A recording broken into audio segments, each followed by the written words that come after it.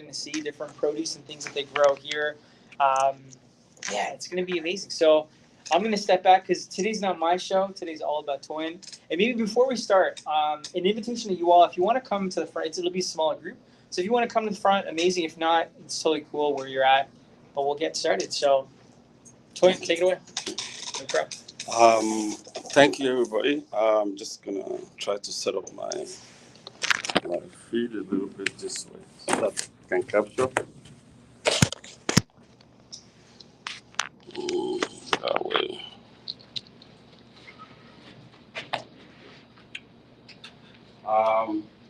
Yeah, my name is Twain, and I'm from Karakata, Afrobeat Society, and I also created what is called Canadian Black Farmers. Um, this I'll give a little bit of background about myself. Um, when I was very young, I've always go to farm with my grandfather at the age of 5, and I learned a lot from him growing up. And he always gave me a lesson about creating food, so you can growing what you eat and eating what you grow. That's kind of like feels like that was still in my system. And if you can grow what you eat, you feed yourself, you feed your friends, you can feed your community. You can start with one seed, then the seed. You grow it first time, second time the seed can become maybe 1,000 or hundreds. So for one seed, you can actually be feeding village. So all these things kind of keep ringing in my head. I don't know why you kind of have much interest in having me going to the farm with him from the age of 5. So I grew up with this mindset, and there's one proverb, Africans speaks in proverbs. Our parent does just say, when there's food on the table, poverty is far away. It's like the medicine, the cure for poverty is food. And when you have proper food, you don't really, it's like, what you call poverty is not even there because you have something to put in your stomach, then you can do a lot of things. Then you have something to hope for and all that. But when there's hunger, you can't think right. Problem starts. So growing up like that, I saw that. And when I came to Canada 24 years ago, it was a no-brainer. After a year or two, I said, okay, you know what? For over 2 years after I got here, I just said, I want to go into farming. I've always been somebody who likes nature. I would say farming is actually like a hobby. You must really love it to farm. If you don't love it, it's not easy. It's not that it's easy for me. Some people, man, I don't think it's easy for them because I guess the orientation, the way they grew up is different. And what actually made, now I created something called Watch It Grow for kids because my life story, my life experience taught me how you can get this, almost like catch them young. When you put it in their mind, no matter what they do, once you give them that little tool, hey, if you can grow what you eat what you grow, you see how you come up with what you are eating. It's actually, that is your health. The food you eat is your health. And there's a connection between what you eat and mental health.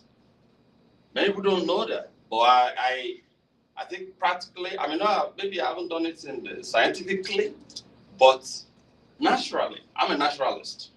I naturally have seen that happening when you compare to, I'm 50, I'm like mine, I'm over 50 now. When you look at them,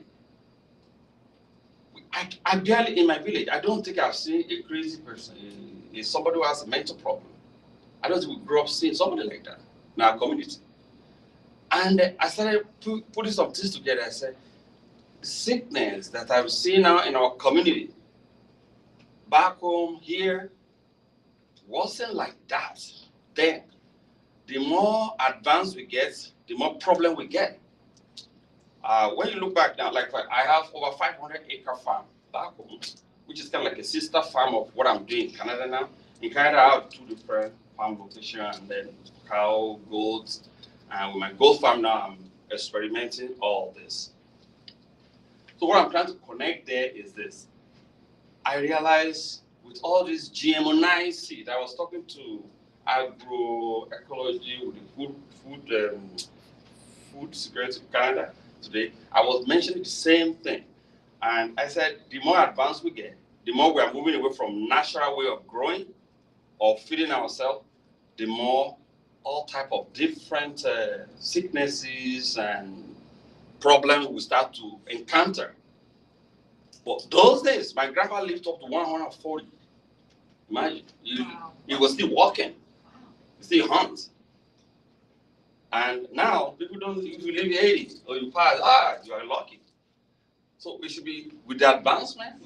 Things should be like getting better and doing well. But now it's not.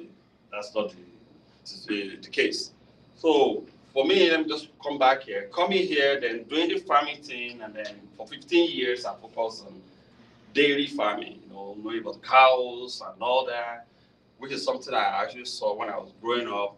And then 5 years ago, during those times I was farming like that, I tried to engage our Black community, especially African community, about farming. This is good. Let me come to the farm. Sometimes I remember there was a time I was able to hire maybe 5 or 7 people to come to the farm. They work for a week. They say, man, this is not for me. I'm going to go back to the city. I can't do this. So I love the nature, I guess. Me growing up, the nature as being part of being in nature, just give it like a tranquility and peace and just relaxation and just fresh air, all those things. It's part of it. I'm glad I've never sick in my life because I prefer eating, even if it's this much, organic food. Organic.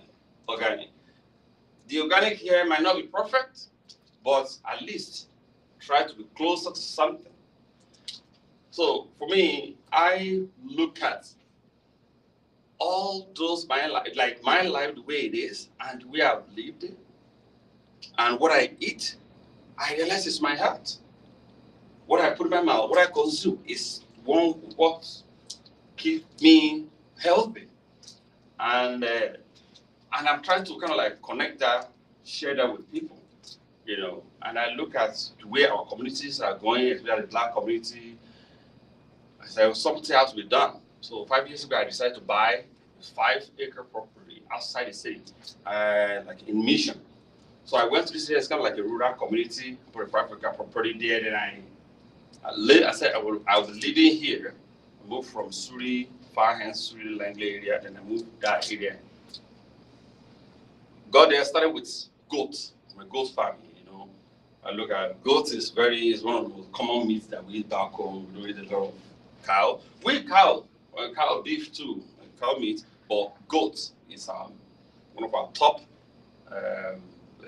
meats we eat.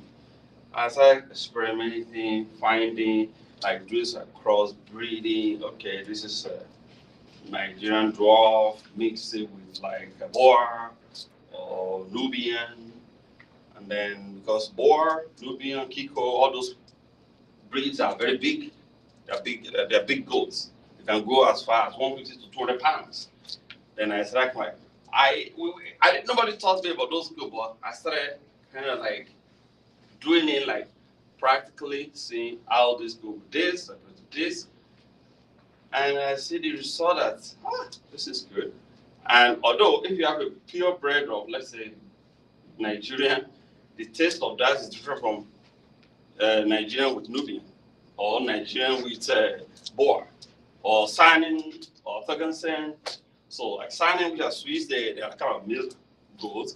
But when you breed Nigerian with Sanin, it seems a little bigger, but they give good milk too. Because Nigerians, there's a type of Nigerian that give a lot of milk for milking. Anyway, we started growing. Then I started thinking, like, I want to see. I realized that in our community, and I said, one day I just woke up, I was like, just before the COVID, I was like, what if something happened because most of what our community, most of the mostly African community, what we eat here, and the population is rising. Those who come from Africa, they come in cargo or like in content like maybe Chicago or plane cargo. Before some of those things get here, I started finding out that half of it is bad, kind of go moldy or already unedible. So when the custom sees it, the custom will just pull it. So when you bring a full container, half of it is uneatable, dump, garbage. So it's a loss for the business owner. Now, the remaining, that is good. The loss here, the business owner will now put the loss cost on the remaining. So now, he will now sell the little for double the price. The owner cannot survive on losses, so maybe mostly breaks even, but that money is taken away from the community. You have a little, then you have a little, then you are buying less. And I'm a kind of person who like to create solutions when I see problem, and I'm very passionate with my community. It's not it's not a close to easy decision to move out of the city and start to do what I'm doing. For 4 years, it cost me like $400,000 of my personal money to just kind of like doing what I'm doing. People think I'm a little crazy, but I said, you know what? I know this might pay off in the future, but I see a problem in our community, and if we don't address it, who is going to do it? Nobody is doing it. I think I'm in the right position. There's a reason why I'm farming, why I have a little bit of resources to be able to put something together and educate my community how things that are possible here. Because if you ask anybody in the Black community or African community, they'll say, how do you grow what we grow back in the warm weather? Even many people were like, warm weather? Compared tropical to here, we're not that tropical in BC. We might be maybe for 3-4 months, maybe, but it's still different because there's not much like humidity and everything that makes our crops of vegetables grow properly.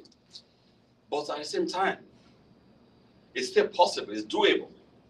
And for somebody like me, who is about doing this naturally, thinking, and working on see what you can do, I first of all tried,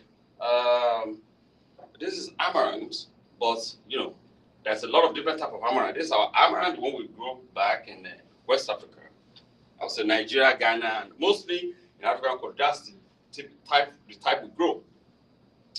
I started using it just to see what it would form on the normal soil. I realized that it just turned brown, yellow, no time, boom, grew a little bit, that's it. What do I need to do? Then I realized, okay, our soil composition, loam, is silt, clay, and sand. So I was checking, where can I find sand in BC? Where is sand? Where can I find silt? Where can I find clay? I realized I started checking my own property. I went from one hand, oh, there's clay here. Oh, interesting. I went, and I realized that everything I needed is actually kind of around there. So I started putting some little reducing. This is my clay soil. You look kind of different, but like white, not too brown like the way we do back home. That's my clay, and this is the sand. This is normal sand like we have, and this is silt. So this is silt. So combination of these three forms loam. See, because the compound in it forms together and it creates almost like you are doing almost like a tropical soil that will grow, which we have readily available all over back home in Africa. And I think most of the black, even if you go to Jamaica, pretty much what they use for the growing of their like in Jamaica, have what call this amaranth. We call this amaranthus. They call it callaloo.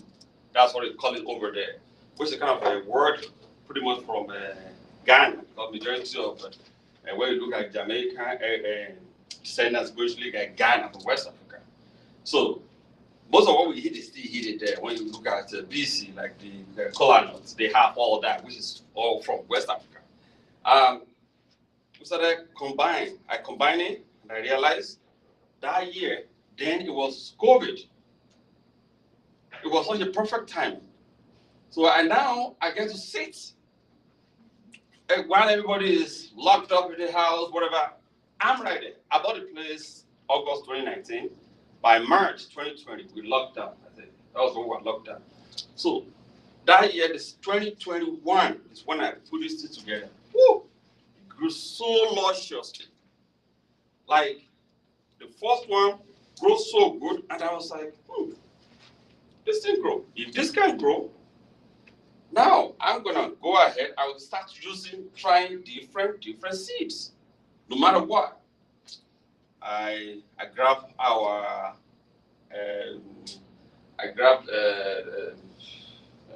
the garden egg. Garden egg here in Canada is called eggplant. The eggplant is big, but our garden egg, they are small. They are like, they're very small. They're just this size, garden egg. And there are some that are very tiny. They look like berries. Bitter, but very, very good. So we have garden. I said, try garden egg. I said, okay, I'm going to see. Let me just throw it on the ground. Let me see what is going to happen. Then I said, I saw that it germinated. I said, oh, okay. I may have eat something. Like, that's garden egg. Very bitter, but very good. You can check it out. Then I said, okay, garden egg grows. See, the funny thing about this garden egg, the leaves, everything. One thing I will let you know is that, see, when we say vegetable, our vegetables are actually herbs, all the way to the roots. Everything from the leaf. Even some people they take the flowers, they use for something else. It's all herbs. It's all medicinal. Not just the vegetables, more beyond vegetable. I said, oh, this is good. Then I started talking with our elders in the community. I said, hey, I'm doing something and the nature is answering me. This may be a good idea for us to explore. Maybe there's opportunities for our community to change how we eat. When you look at the majority of things happening in our community, now, like I said, the food you eat, you produce some chemicals you use to your brain.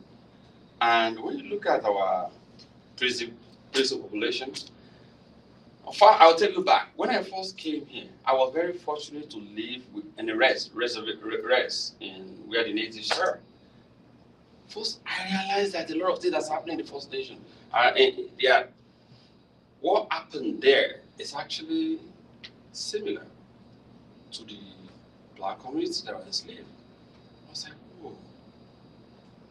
Then I started thinking.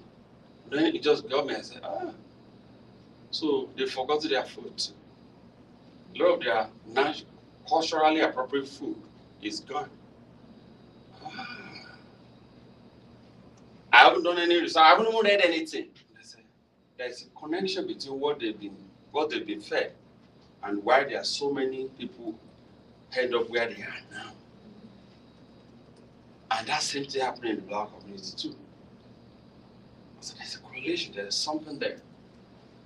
Then I started to read something. I said, food you eat is how it's connected to your mental health. So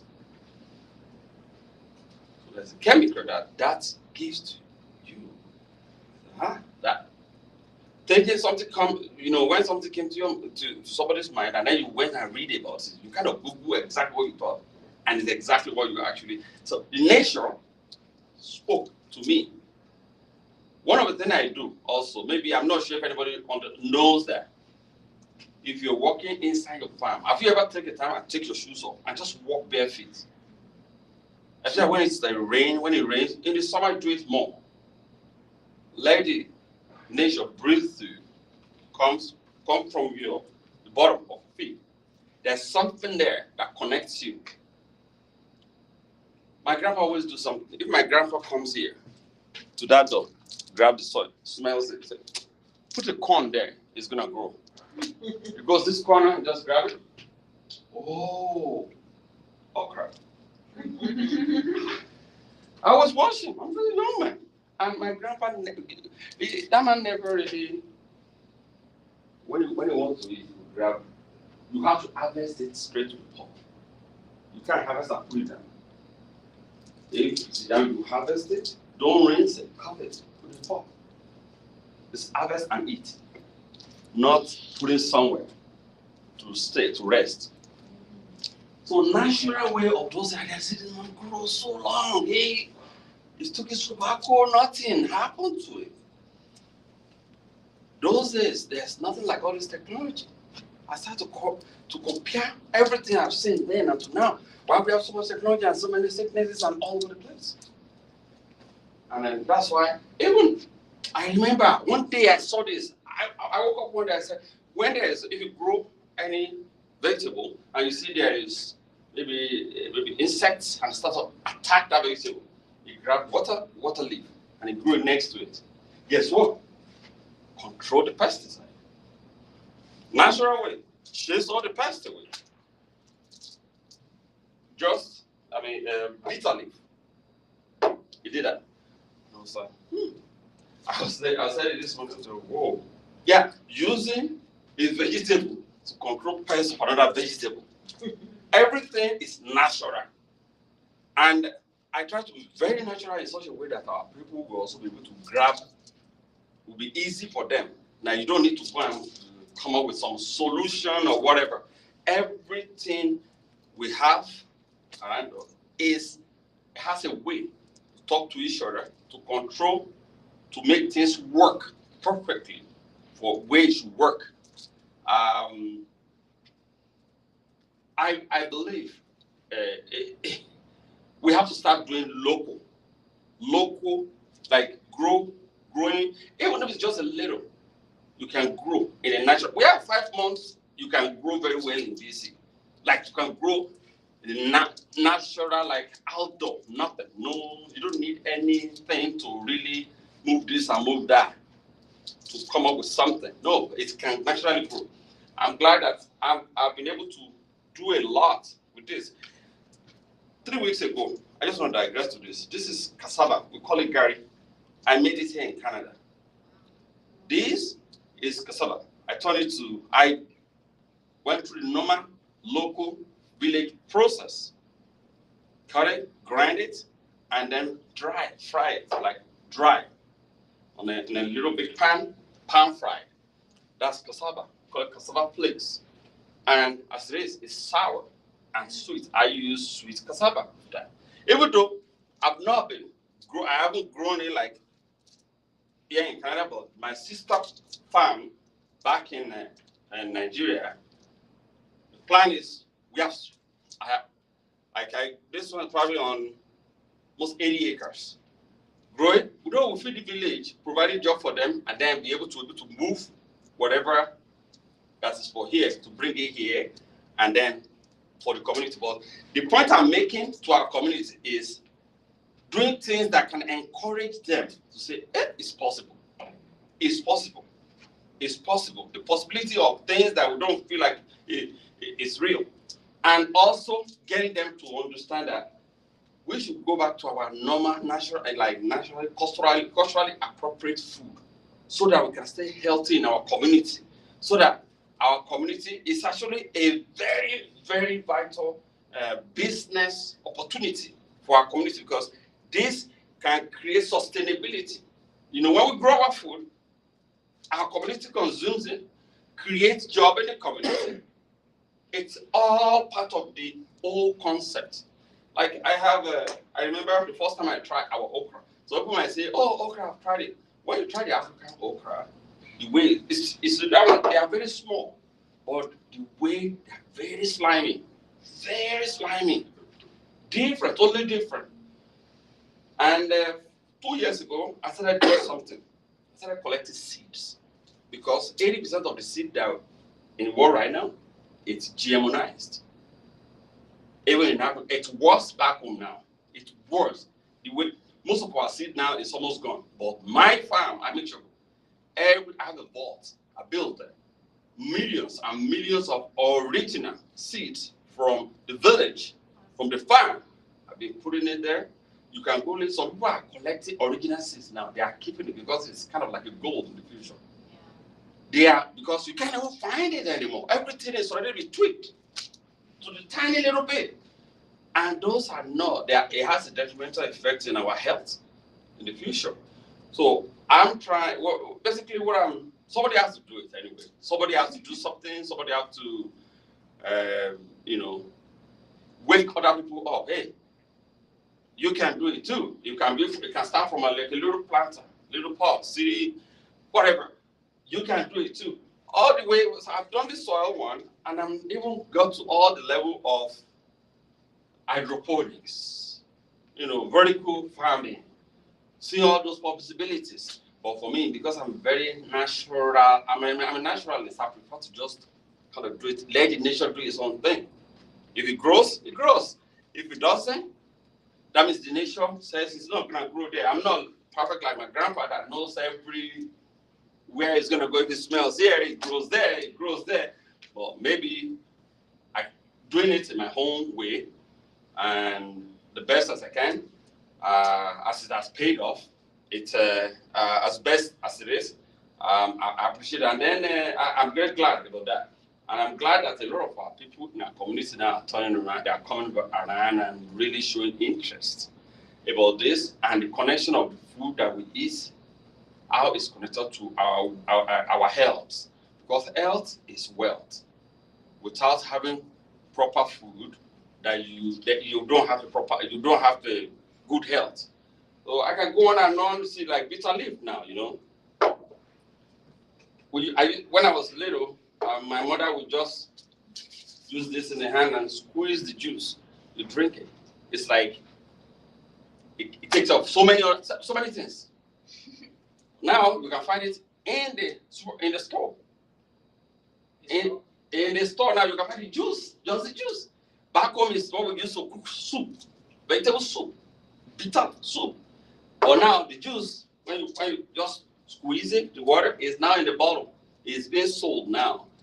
Now the Western country are now finding that all our vegetables, it's even the amaranthus seeds.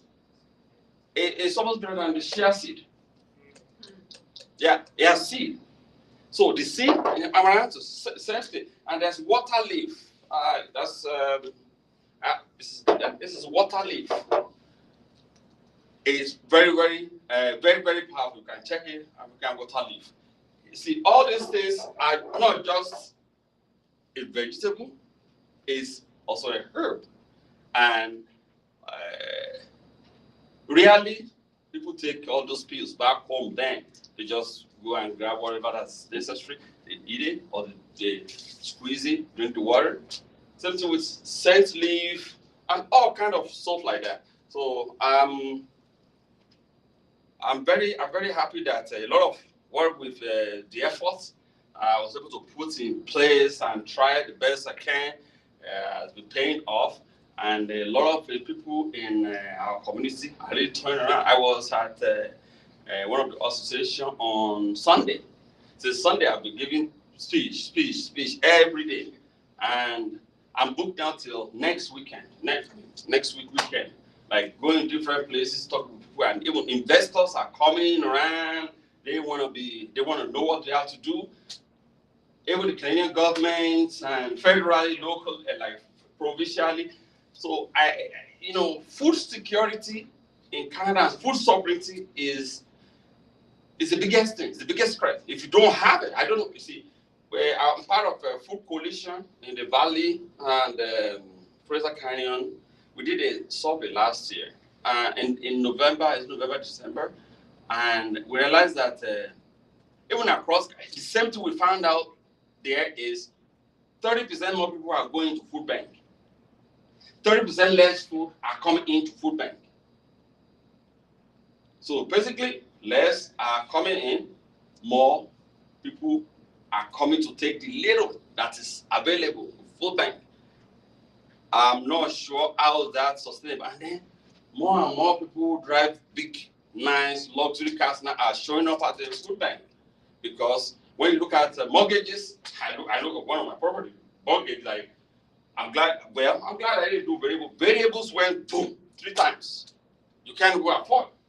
When you barely can afford to pay your mortgage, then how do you eat? So people have to resort to going to food, but people you don't even think. One of the people that were interviewing said, I never thought I would see a Tesla driving through for food to get something, and there's sometimes we just feel like because of shame they can't dodge and say, I need something. So it was scary. So food security is very, very. So that's just a general Canadian.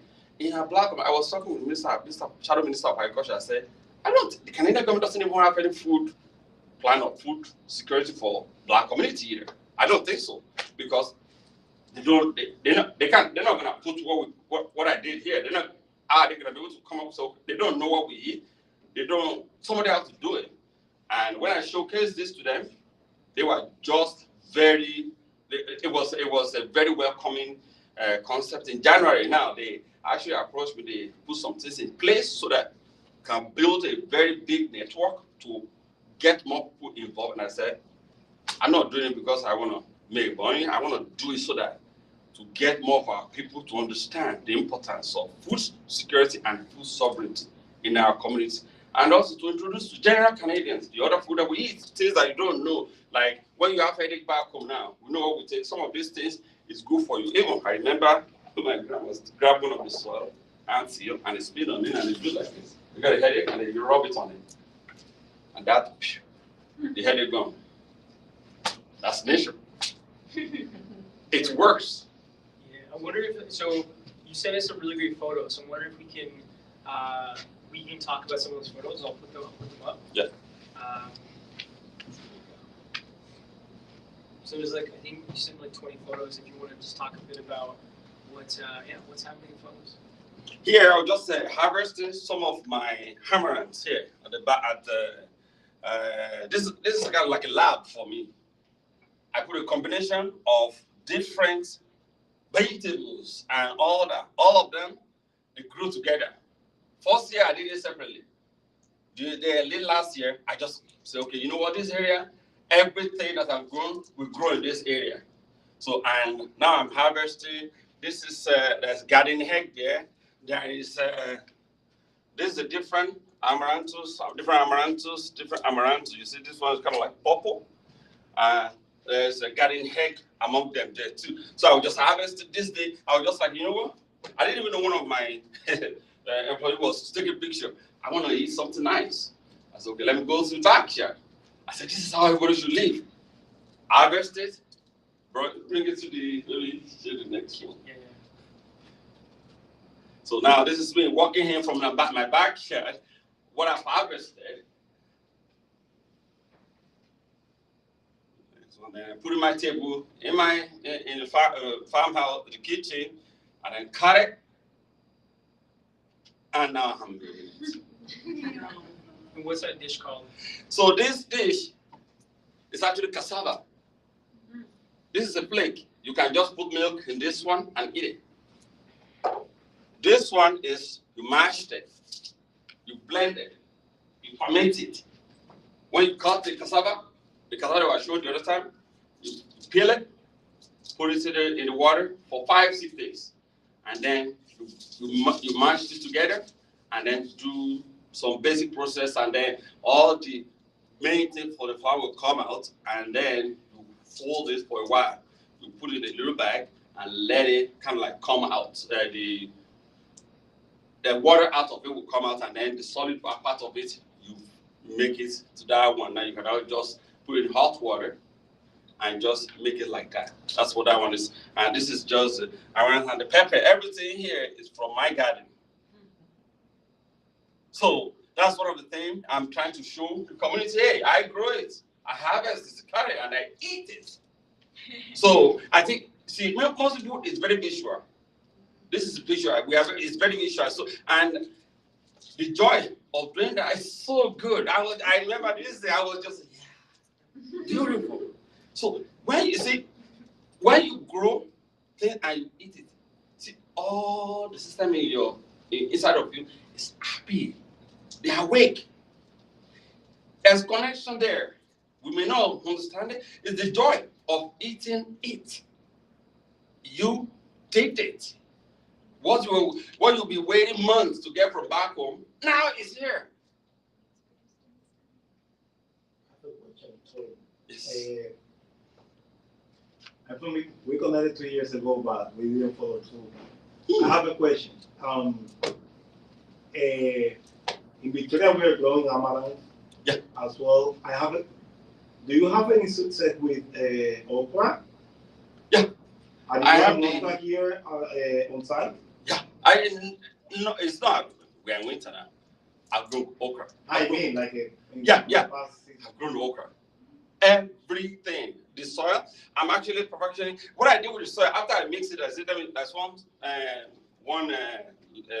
process I kind of skip. I use my goat manure with the sawdust, blend it with the rest of the loam to fertilize. That's it. Yeah. Are you sharing seeds or are you selling the seeds? Well, I'm waiting for something. I asked the Canadian government to give me some funds so that I can because I said without seed, it's not going to be possible. So I'm hoping, but I'm going to try to put my money where my mouth is. I have millions of seeds that I'm keeping back home, but I'm trying to find a way to see if I can get it here. And I know I have another partner in Ghana that sells. I know some people already came for me for that seed and I've already got some too. You are talking about the okra, right? Yeah, this is okra. Very good. If you see okra is it's like it's like a gut lubricant. You know, it just makes it's you can eat it just steamed, raw. You can if you want to, and the slime is different from which side of Africa are you from? I'm from Cuba, but Cuba. Oh, yeah, Yoruba. Yes, yeah. So it's very. I gave some people. I said, "This is okra." I said, "Really?" In the pot, it's cooked, and he grabbed it, and everything came up. Was holding together. Yeah. Have you tried cassava? Did you grow cassava here as well? Yeah, sprouts. Do you have everything documented to understand what have you done in order for Everything come from here, from this soil. Okay. Once you get the loam, it's done. I've spoken to when I did this at the farm. So I went to a landscaping company, 2 of them. I contracted them. They brought 80 loads. I said I want to put all that soil in the farm everywhere. I just want to, even because now my goats kind of do like a free range rearing. They come there, they just eat. So I put the same soil there so that we kind of can change a little bit of it. If you see the farm before, there are some here that will be bought. But now, when it's like spring, summer, lush green, grow some area. So my goats kind of eat some free range from the 5 acre. They go, sometimes they can be 30 to 50 of them. And sometimes I sell some off. I start raising some. So yeah, it's everything. It's both. The thing about the cassava, you need the damp soil and the heat. I use the heat plate, to kind of create that. And then I went to, there's a farm I went to program the weather from my village to that same spot. So that I realized, okay, there's nothing that we eat right now back home that can grow here. It may be conditioned, but I try to just do it naturally, like natural, nature, open here, nothing had it. Because the greenhouse, you can condition. To me, I feel like it's easy, but the first step is that if you want to educate and teach our people, you want to do it as closest as natural as it can be.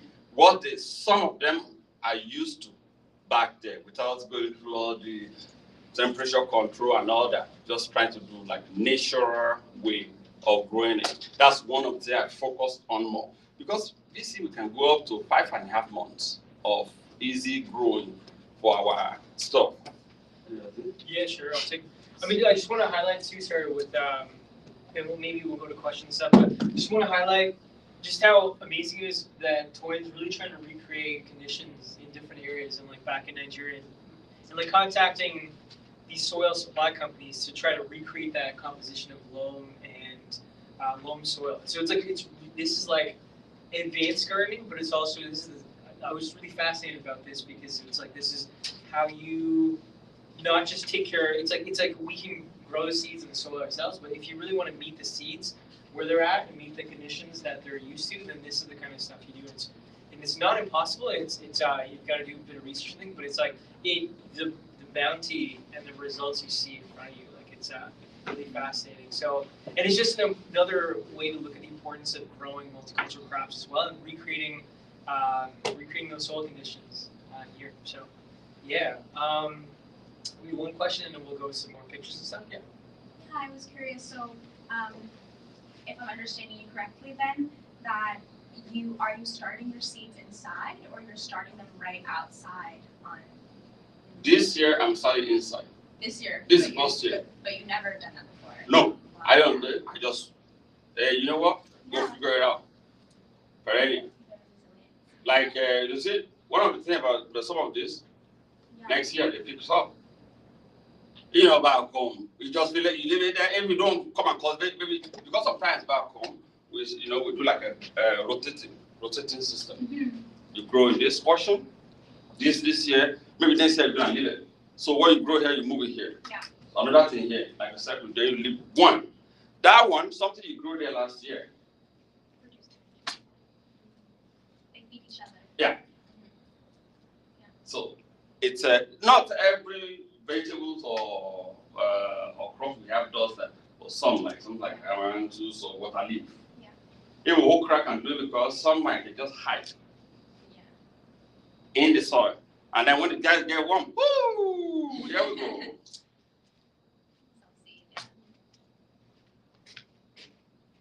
We good?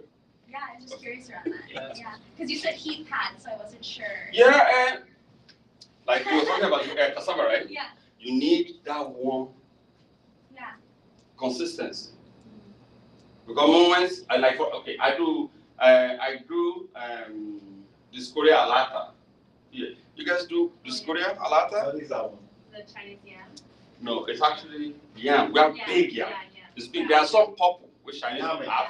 Yam. Yam, yeah. We have white one. We have water yam. Have you grown yam? Yeah, I've grown yam. The Discoria. So I grow yam I did it for 4 months. It goes like this. Yeah. That's okay now. I know you're gonna grow. It just has continuity of that steadiness of this heat, and then the dampness, because it needs to be there's moisture in there, and then the heat. You just can't make it keep. Because the yam is a root, it bulges somewhere in the middle. Yeah, it bulges. Same thing with sweet potato. So in Cuba, the yam grows in what is called our winter. So Lot of rain. like December, Yeah. November. So how do you do here? Because I don't know what is the season back home. See, back right now, the season starts Yeah. to grow yam. So I started doing yam now. What I found about BC and Nigeria is so close. It's insane. The season, I was like, whoa. Exact time when they're growing yam over there. I said, oh, okay, I'm gonna start it here. But see the yam, what I did was that I don't put cold water in it. Okay. I just put like a little warm water. That's why I don't let it touch the leaves. When I see the shoots, I don't touch the shoot area. I just let the water kind of like sink there. I use a little heat pad around the pot. So that's what I did for it. And I've done in the planter too. And the thing is not about the heat. And then kind of like a little damp in the soil because we always have our soil is always a little kind of wet, not too wet, kind of wet, not too wet, and it's not too dry.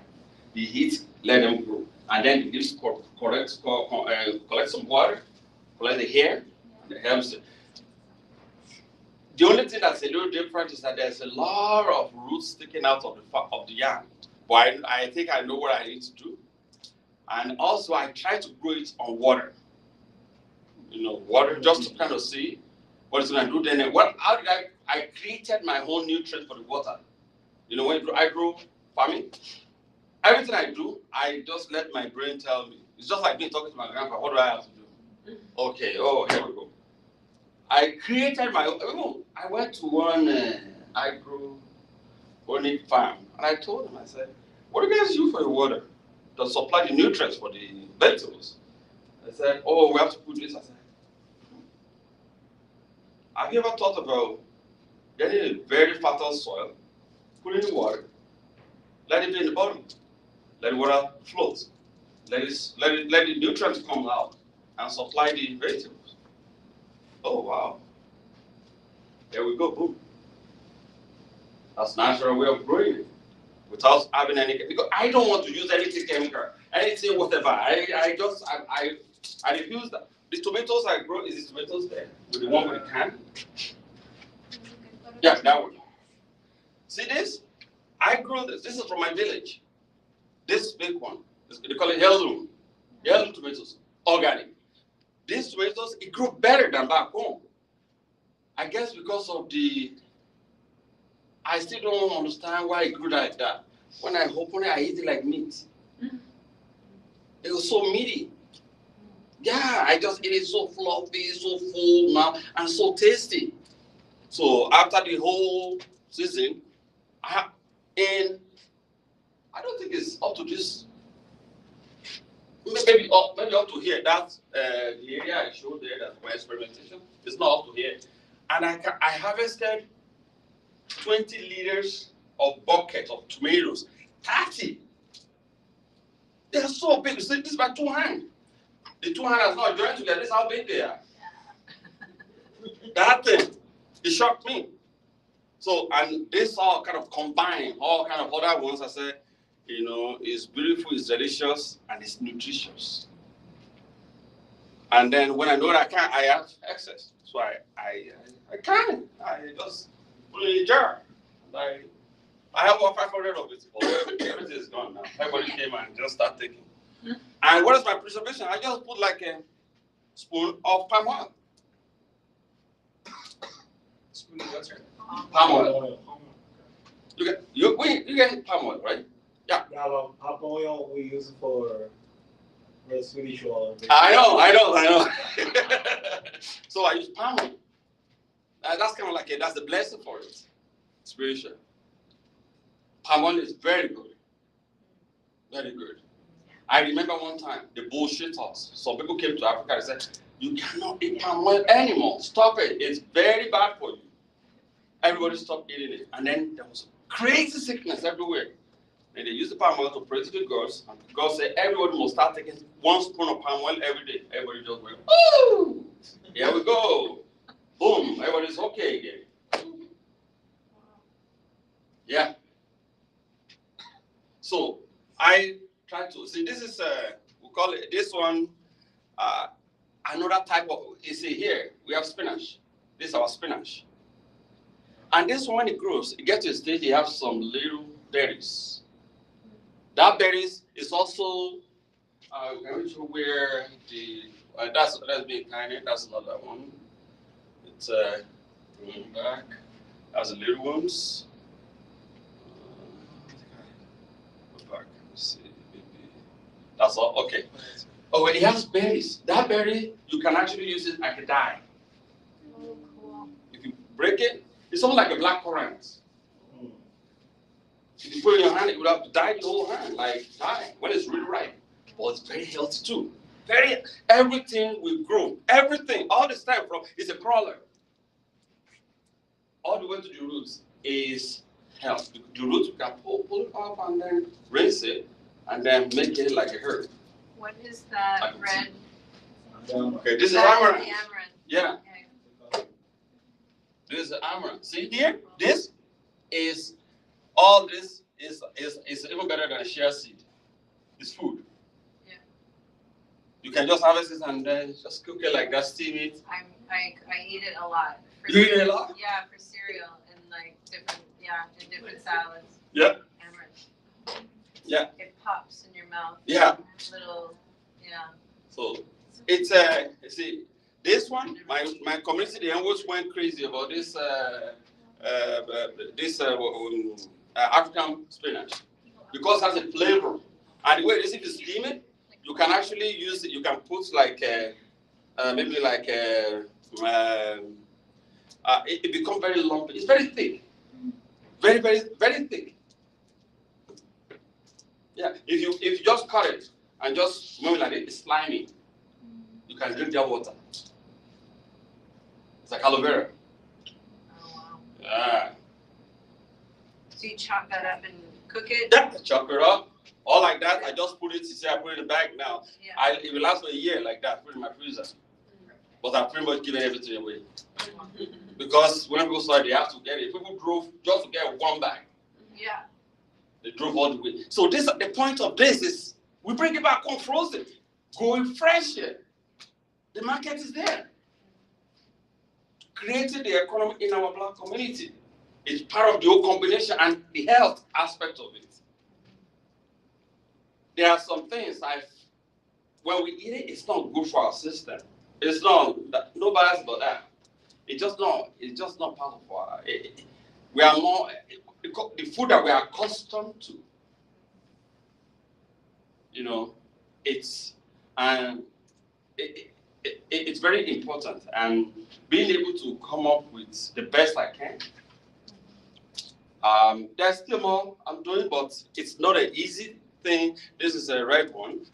That's the African spinach. Oh, yeah. That's what I mix with fish and locust bean. Locust beans are not, it's not, it can't grow here.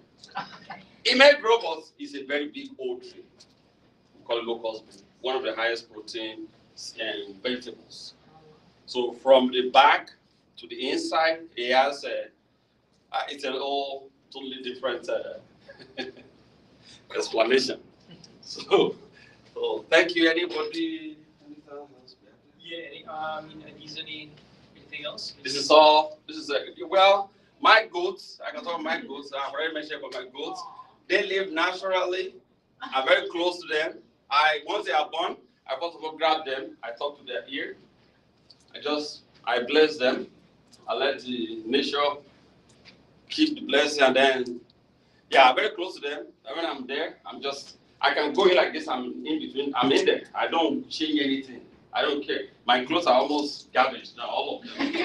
I just go in there. Someone will be driving me in there. I can sit down there. I think I found peace hanging out with them. Sometimes I just sit down. I just look at the mountain. I just chill. Sometimes I'll go to the back. I'll sit down there. They all just do their own thing. They come around me. So it's you see, farming is a therapy. If you're a farmer, you don't need to go to gym. You don't need to go to gym because the gym is right there, hanging out with all your buddies. So it's my joy. When I'm driving back to the farm, once I pull in my gate like this, when my gate closes, sometimes I just sit in my car. I just pass out. Yeah, because I'm home. It's a joy in that. So it's being in nature. It's because some of my friends that were laughing at me. I remember when I started 2003. Some of my friends said, "You this man, you are crazy. You came from bush. You enter bush in Canada. Something is wrong with you." Yeah, my friends said, when I first came. And I said, "Really?" I said, "Well, I'm doing what I love." Yeah. Now, some of them last year are telling me, "Man, you see vision. You see the future before." I said, "Really? I didn't see future. Maybe you guys are blind. I called you." So, thank you. Yeah, so thank you. Can we just get a round of applause for Toy? Even this guy here, I make it myself. What is it? This is turmeric, ginger, lemon, honey, all organic, and I put a little bit African spinach berry in there. Change it a little bit. Sometimes you know what I do with it? I will carbonate it. Oh. I just carbonate it. Also, that I can add a little bit of. I have my kombucha growing in the house there. I can add a little bit of kombucha right from the mother. That's how we're allowed to keep it natural. You're never gonna be sick. No. See, just. Yeah. I mean, I just wanted to summarize maybe a couple of the, I mean, maybe some of you folks took notes as well. But there were some key points that stood out to me. One is kind of grow because it gets you thinking about the possibility. So not just, I really love that because it's like, we don't just grow again for the sake of growing crops, but we have a relationship to the food and seeing the things grow and seeing us transform, seeing like plants transform before our eyes. It's a very inspirational process, and it gets us thinking about what's possible. If we can do something in our own backyards or in our own garden spaces, you know, what else can we possibly do? So I really love that. Growing because communities need it for health, money, and value. So I like Toy and I talked about, it's not just, so it's good for our health, which is, like you explained in many ways, it does that, but also there are sometimes like economic opportunities and ways to actually, there's things that it's about looking at what communities are asking for and needing. So Toyn's identified that his community, his like Nigerian African community, there's certain crops that they just don't get, or like you're saying, so much of it gets moldy and spoiled. Moldy, and then you see, when I say the economic aspect of it for the black community as a whole, you know, if we grow our food, we're creating jobs, we create opportunities. We create for another open door to explore something else. Somebody come in, oh, I want to do this. And then the money is being circulated in a community. We grow more, we have more people coming into the farm, and the market is there. It's not like it's a common available things everywhere. And then we are sharing with general Canadian, learning more. No, the culture is not just about maybe we sing alone and dance. No, it's about the food we eat and how we grow it. Do you find that the new generation is engaged as well, the children who were maybe born here? Because for my organization, we have a garden that we are just starting to work with, but I want to start children's programming at the garden, and I don't know what age is, and I don't know if they're going to be interested, and like I think that really interesting questions that I often ask people that are adult is, what did you eat in your homes? What are your family recipes? But I think that there's like a disconnect with the newer generations. But do you find that that's the case? Gen Z, right? Sure, whatever they want to call themselves. Younger maybe. There's an issue with Gen Z. I don't know what I would say it's not possible, but my focus now is from 10 years down. Yeah. 10 years. Yeah, 10 years down. Because above that, when it becomes like 11, 12, teen, everybody already come, Right. That's it. Lost. That's it. Is it too late for that? Yeah, it's not. Some will be, you can still get some. But when we catch them young, it's better. Put it like I use myself as an example. Oh, girl, that 5-year-old, it's got stuck there. No matter where I do, I want to just grow something. I want to feed myself, feed my friends, feed my community. Because if you grow what you eat and you use what you grow, you're gonna be healthy. It's no brainer. Just keep it natural. The problem now that I want to say something about. Sorry. Yeah, no, go. We have problem back in Africa now. Everybody is going after quick money making, fast break money making agriculture because of the seeds. Instead of growing for a year, now it grows for 4 months, it's ready. And more people are dying. And I say, hey, wake up, guys. You can't be. Farming is not just all about money making.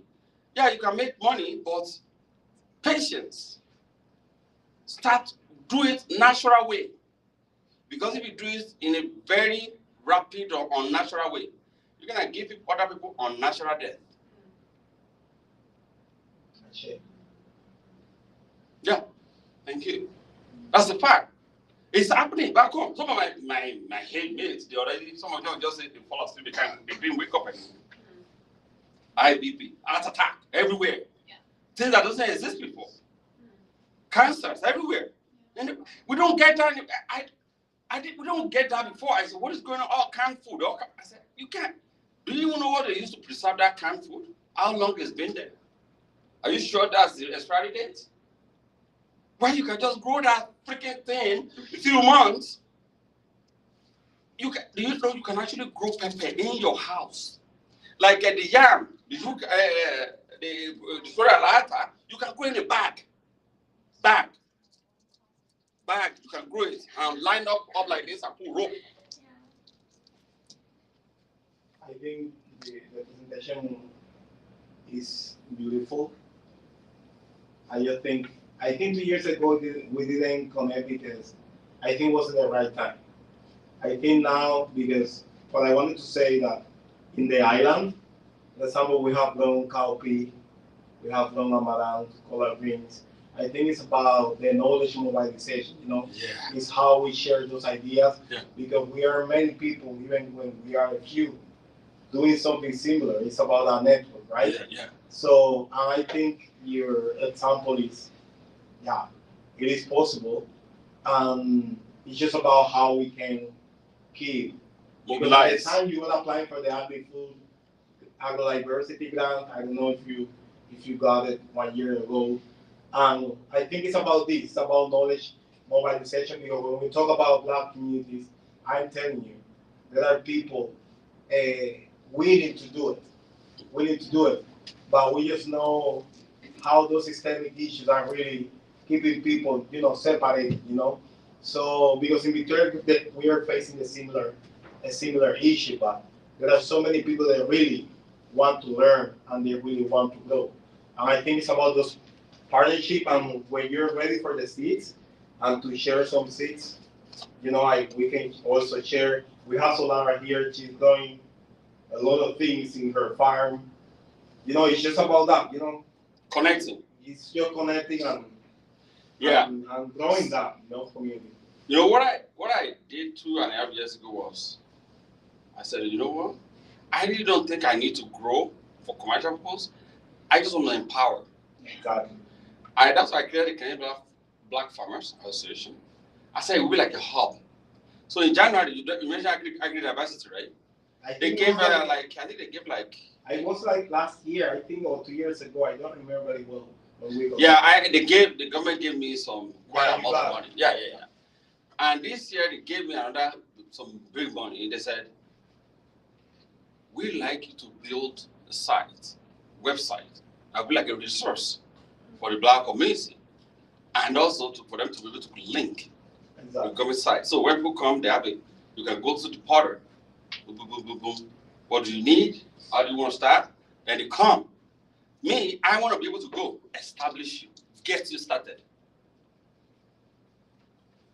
Whatever things that come from there, that's okay. Or partner with you to get it running.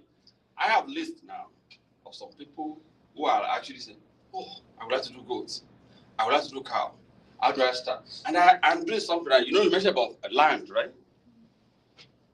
I'm talking to people who own properties now.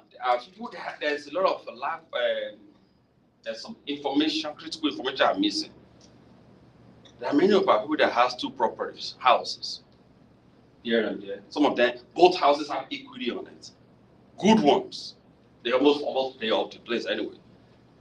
I'm trying to see how I can nest some of bring 20, 50, 100, whatever, bring them together and form like a co-op, natural co-op, buy 20, 50 acres between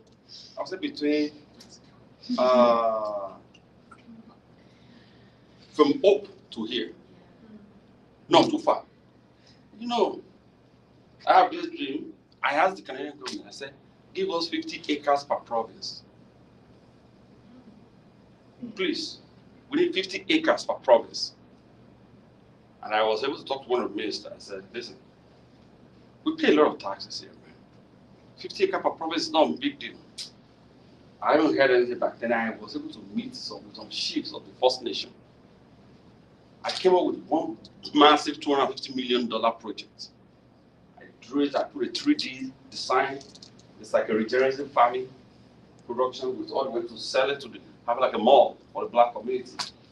It's a very massive project. It's regenerative. They look at, oh, I'm still on the track of getting investors or whatever, even all the way to Africa, getting some African investors. But you look at it, because if I get First Nation involved, we can get access to the land and they can be a partner. They can be like an investor on that project. I said, can't we have this in each province? It's building like a regenerative farming. We're growing things there, everything I mentioned, you've done there. And then we have the processing there, packaging. It's like a whole economy for the community. You have to create a new things. And then I got it all. things from you. I got it all. I get it. Yeah. I said, I don't care. Man. I told them, I said, hey, you think it's not possible? When I gave them, I said, whoa. They were like, really? I said, yeah. The cat, we let the cat out of the hat now. Yeah, it is. What it is, I spent maybe $6,000 to get it ready. I got it 3D. I don't think I have it with you guys. I don't think I have it. I will have shown you. It has everything detailed there. From everything from A to producing to supply to selling, job, cooperative, bank there, theater there, everything that you can make a big community succeed. I said, in 10 years, if I calculate how many billions of dollars that the Black community have contributed to economy here, it's not small. So I'm still on it, I think. And I'm becoming an activist now, I think. Because I cannot turn it to, if I apply for a grant for anybody now, if they don't release it, I will call a meeting with the directors. That's what I do now. I don't just wait for letter. I need a meeting with the director. I need a Zoom. I need you, otherwise I'll show up. I need to have a meeting. Otherwise, I'll put the grant in the online. That's why I created my own online platform. Everybody will hear it. I will read it. Tell me the reason. I have one that said, oh, because your program is very big, we can't give. I said, okay, well, can you give us something for the time we spent writing it then? Or you want to have a face-to-face conversation? When I requested with the Vancouver Foundation last year, we did a face-to-face, boom, just said, we want to give you guys this. Because I'm sure what we have, if you want to really do something for the Black community, put your money where your mouth is, man. Stop talking about it. I don't want to hear that. It's time for, no. I don't want money for festival. When I come to this one to come and just dance, no, you dance again next year. I'm done with that. If it's music, I have music. I can give it for free. Don't give me something tangible that is sustainable, self-sustaining our community. This, we have market for what we can grow. Why can't we we need it just getting started? Like land is the main problem we have in our community. That's the thing. No access. No, not everybody will be like me. I bust my hands off. I'm a freaking workaholic. I'm a workaholic. I'm crazy. I know I am. To put $400,000 of your pocket of more money in coming up with ideas of something, creating this. It's what I explain here. I will be a little bit kind of weird. After a while, I just okay. You start talking to your land. Okay, it's not working here. It's not working here. It's not working. I have 80 loads. 80 loads. If you look at it, mixing all this soil, everything. This is like topsoil, like solid. Oh, it's not something that it's a contract to them. Trucks just coming, just flinging on 5 acres, changing the whole place to grow something more lush for my goods. It's not an easy thing, but I'm sure it's coming. They have to. Many people want to farm, like you said. Many people want to farm. I think it's for us asking the right questions, the right things. not just asking for simple. We talk too much actually in our community. I already challenged us. We talk too much. There's actionable things in my community. That's how I see it. I'm not. It's not like I'm in my community. In a black community, we have to start proactive and actually taking right step and asking right questions and actionable things. And that's how we can do it together. And I already said, I think I'm becoming an activist anyway.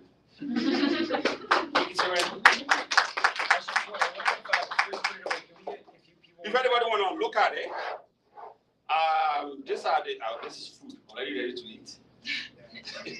Can people open jars or keep it closed? Yeah, I'll open it up. Yeah, so if you don't want to come up and. I will borrow some seats. Oh. You give it back. This one I put in the freezer, but you know what? Okay, I just it's already melted now. This is the. I'll put it next to it. Loam, clay, sand, silt. Oh, those are seeds. Yeah. So there's That's You remember the Little Zimbabwe farm? green. This is green. This is I beer. also, Oh, this is beer. This is water. this one's water, this one's water? Yeah, that's beer. Yeah, that's beer. Lara. Yeah. Come here. That's beer. So I have to say, I'm a newcomer. I'm an immigrant to Canada, and so lots of my friends are newcomers. And I'm working with someone who's Somali, also an immigrant newcomer. And we're young people who come here for education, and then quickly are like, wow, this is so difficult by. And I have this community members trying to learn gardening, who did landscaping, and quit school to do landscaping, and is very lost and talking about like maybe I. That is the cassava Yeah, flakes. they got it. Open it, yeah. Yeah. You know, Yeah. I made it. That's why I want to talk to you. Yeah. He wanted to move home because he was like, maybe there's nothing for me here. I brought it cassava Maybe I, from US. maybe I need to go home and raise goats. Ah. I didn't grow. I It's just okay. It's okay. make it local, see? Because you know, cassava doesn't go for seeds. Like you have to. Like, Go roots. Stick. Yeah, you gotta do it. Soil is very, very good. You know, when we were little, my grandma would say, eat some soil. Mhm. My mom Yeah. always said that to us, yeah. Oh, clay is very good too. Yeah. You know, there are like 4 types of clay. You got a really white one, a really red one, and then one like a green and gray. And there's a pink, Yeah, it has like almost like a sun red. yeah, It's not like pink. but yeah, It's it's like red. a red sun red, like a desert sun. Yeah, sunset. Yeah. Yeah, It's sunset, yeah. yeah. That's the color I printed the farmhouse. There's a reason for that. Yeah. Well, last thing is, so that's officially the end of the workshop and with presentation by Toy. If you just want to fill out the evaluation form, which, sorry, your name? Pravi standing out, thank you so much. We gotta put you on your roll now. This is a yeah. That's African. No, the okra here is just. Well, if you need pens, there are pens over here as well. Thank you. That's easy. Yeah, I have lots of Feeling very sad living in the city, disconnecting with people. And We're gonna move our people to that way because it's cities we have more. We have more. Especially last time when I was on CTV, that was 2 weeks ago. After that day, I was swamped. And Gen Z, you said, I don't care, but so many Gen Z are so sad, so lost. Because it means that nobody was there to act. See, on Sunday, I went to one organization, African community. I wish I knew this when I was 15.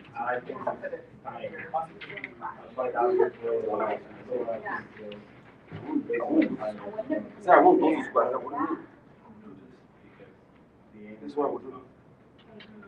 I like to be with the sun. I like to feel it. I like to be able to see it. And then seeing it growing is a joy. I want to meet you. Thank you very much.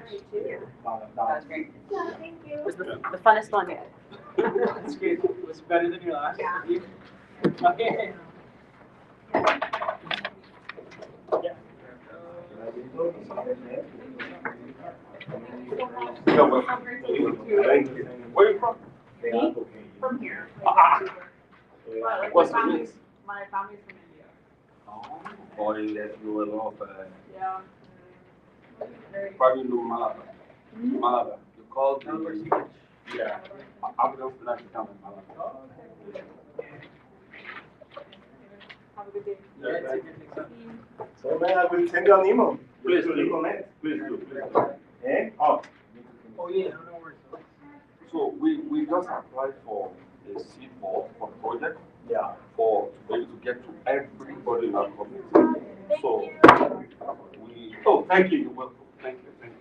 And then they call my team. I call Yeah, my after team. you're done evaluating, you just Just came with me. have a little bit of understanding of What is a culture? Because at the time you were trying to change the culture of your company. yeah.